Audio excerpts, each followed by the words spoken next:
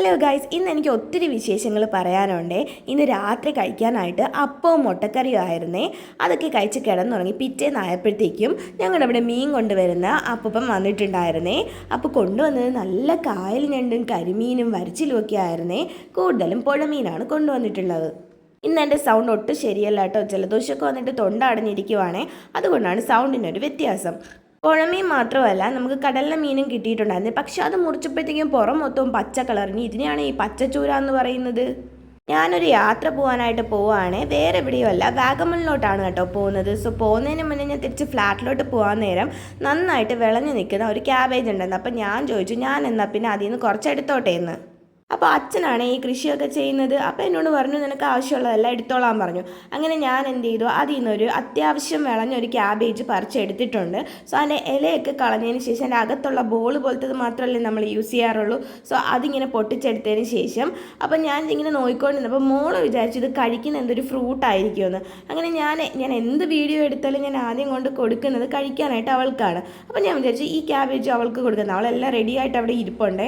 അങ്ങനെ ഇവൾ വിചാരിച്ച് കഴിക്കാനുള്ളതാണെന്ന് പറഞ്ഞ് അവൾ പെട്ടെന്ന് തന്നെ കഴിക്കാനും പോയി. പിന്നെ കുഴപ്പമില്ല, നമ്മുടെ വീട്ടിൽ തന്നെ ഉണ്ടായ ഫ്രഷ് ആയിട്ടുള്ള ക്യാബേജ് അല്ലേ. സോ അമ്മയോട് ഞാൻ പറഞ്ഞു, എനിക്ക് മൊത്തം വേണ്ട, എനിക്ക് കട്ട് ചെയ്ത് പകുതി തരാൻ പറഞ്ഞു. കാരണം ഞങ്ങൾ 3 പേരല്ലേ ഉള്ളൂ. സോ ഇത് തീരത്തില്ല. അതുകൊണ്ട് ഞാൻ പറഞ്ഞു കുറച്ച് മതി. മോൾക്ക് കോൾസ്ലോ ഉണ്ടാക്കുന്നത് ഭയങ്കര ഇഷ്ടമാണ്.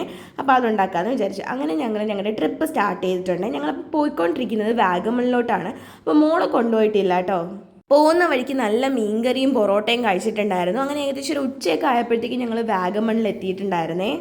അവിടെ നല്ല ക്ലൈമറ്റ് ആയിരുന്നു, വെയിലായിരുന്നു എന്നുണ്ടെങ്കിലും നല്ല തണുപ്പായിരുന്നു കേട്ടോ. സോ കുറേ റീൽസൊക്കെ ഞങ്ങൾ അവിടെ നിന്ന് എടുത്തിട്ടുണ്ടായിരുന്നേ. ഈ റീൽസൊക്കെ ഓൾറെഡി എൻ്റെ ചാനലിൽ ഇപ്പോൾ വന്നിട്ടുണ്ടാവും. നിങ്ങൾ കയറി കണ്ടു നോക്കണം കേട്ടോ.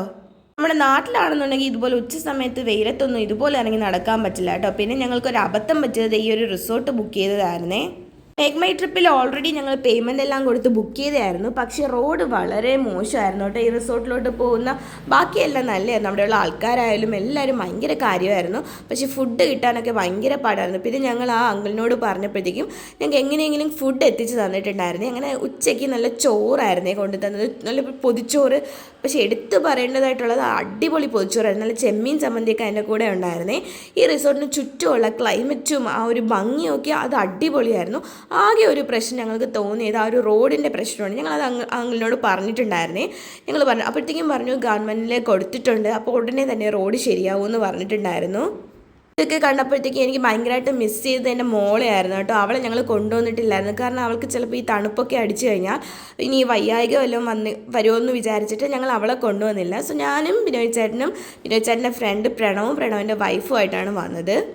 ഈ വാഗമണിൽ എവിടെ നമ്മൾ തിരിഞ്ഞാലും നമുക്ക് കാണാൻ പറ്റുന്നത് നമ്മുടെ മൂന്നാറിലെ പോലെ തേയിലത്തോട്ടങ്ങളായിരുന്നു കേട്ടോ.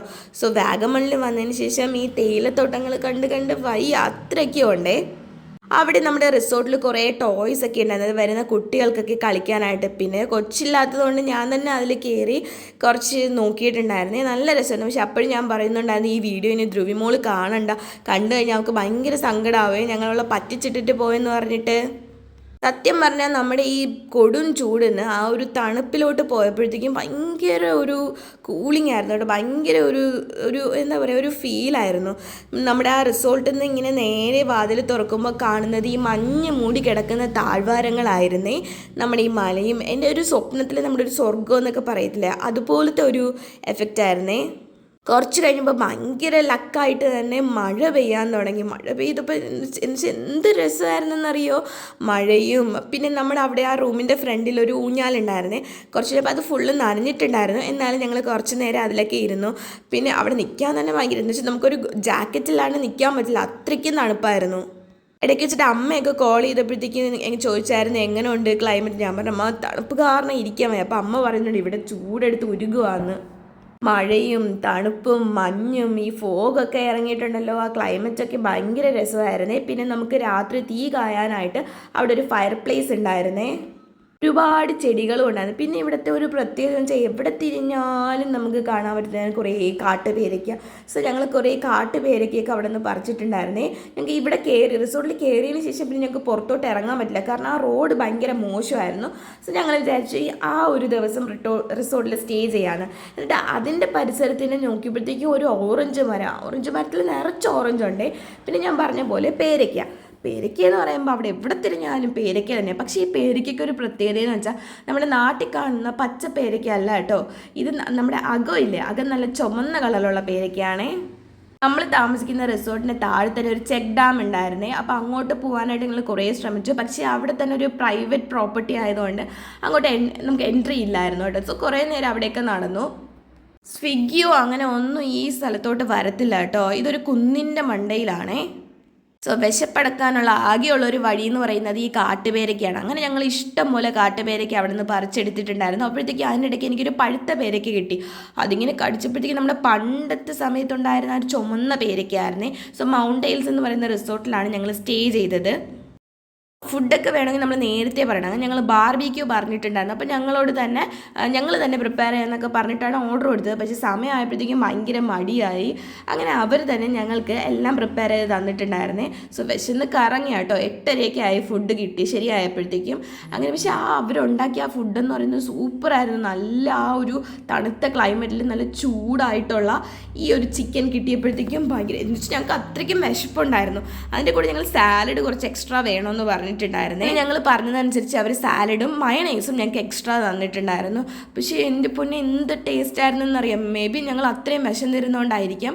ചപ്പാത്തി പക്ഷേ പാക്കറ്റ് ചപ്പാത്തി ആയിരുന്നു. എനിക്ക് ഈ പാക്കറ്റ് ചപ്പാത്തിയുടെ പൊതുവേ അത്ര ഇഷ്ടമല്ല. സോ അതൊക്കെ കഴിച്ച് ഞങ്ങൾ കിടന്നുറങ്ങി. പിറ്റേന്ന് രാവിലെ ആയപ്പോൾ ഫ്രഷായി ഞങ്ങൾ റെഡിയായി വന്നപ്പോഴത്തേക്കും ഇഡ്ഡലി ഉണ്ടായിരുന്നു. ഇത് ഞങ്ങൾക്ക് കോംപ്ലിമെൻ്ററി ആയിട്ട് കിട്ടിയതായിരുന്നു. ഞങ്ങൾ ബുക്ക് ചെയ്തപ്പോൾ ഇഡ്ഡലി കൂടെ ചമ്മന്തിയും സാമ്പാറും ഉണ്ടായിരുന്നു. വീണ്ടും ഞങ്ങളുടെ യാത്ര തുടങ്ങുവാണ് കേട്ടോ. ഇനിയാണ് ഞങ്ങൾ സൈറ്റൊക്കെ കാണാനായിട്ട് പോകുന്നത്.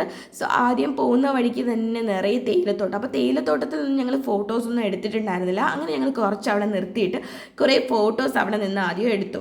അതിനുശേഷം പക്ഷെ ഞങ്ങൾക്ക് നല്ല പേടിയുണ്ടായിരുന്നു കേട്ടോ. ഇതിൻ്റെ ഇടയിൽ ഇനി പാമ്പെങ്ങാനും കയറി കിടക്കുന്നുണ്ടാവും. മാത്രമല്ല അവിടെ ഒരൊറ്റ മനുഷ്യരും ഇല്ലായിരുന്നു. അത് കഴിഞ്ഞ് നേരെ ഞങ്ങൾ പോയത് നമ്മുടെ പൈൻ ഫോറസ്റ്റിലോട്ടാണ്.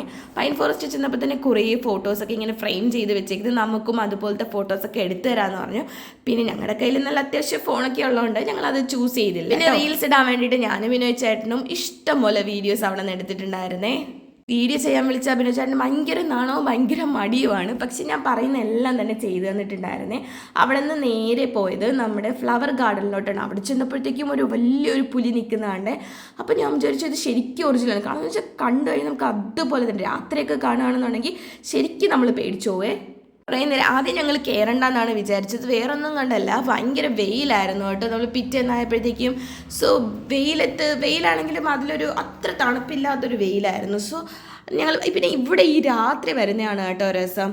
അതിനുശേഷം ഞങ്ങൾ ഇവിടെ നോക്കിയപ്പോഴത്തേക്ക് ഭയങ്കര ഒരു മൂളൽ കേൾക്കുന്നുണ്ടായിരുന്നേ. ഞാനിങ്ങനെ അടുത്ത് ചെന്ന് നോക്കിയപ്പോൾ 1000 തേനീച്ചകൾ ഇതിന്നിങ്ങനെ തേൻ കുടിച്ചുകൊണ്ടിരിക്കുവാണ്. പിന്നെ ഞങ്ങൾ പറഞ്ഞില്ലേ ഞങ്ങൾ തേയിലത്തോട്ടത്തിൽ പോയിട്ട് കുറേ വീഡിയോസൊക്കെ ചെയ്തു എന്ന്. അതിൽ നിന്ന് കുറച്ചുള്ള പാർട്സൊക്കെയാണ് ഇപ്പോൾ കാണിക്കുന്നത്.